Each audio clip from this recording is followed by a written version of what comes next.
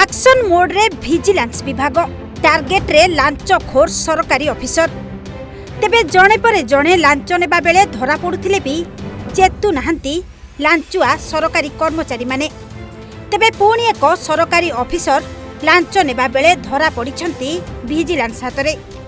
सूचना अनुसार विजिलेंस पंझारे आउ जणे सरकारी बाबू पुरी जिला पुरी तहसील अंतर्गत चंदनपुर आरआई ऑफिस रे कार्यरत एआरआई पवित्र कुमार कांडी को लांच मागिबा और लांच नेबा अभियोग रे विजिलेंस गिरफ करथिबा जणा पड़िछि। गिरफ बेले तांकोठारु नगद 51,000 टंका जबत करा जायछि।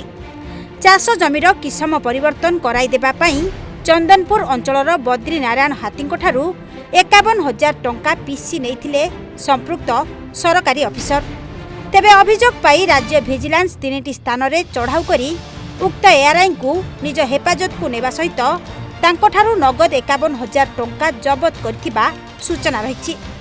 एथि सहित एक केस रजिस्टर करी विजिलेंस थाना उक्त एआरआई को गिरफ करथिबा देखिबाकू मिलिछि। तेबे एनै अभियोगकारी कोन कहउछंती सुनंतु।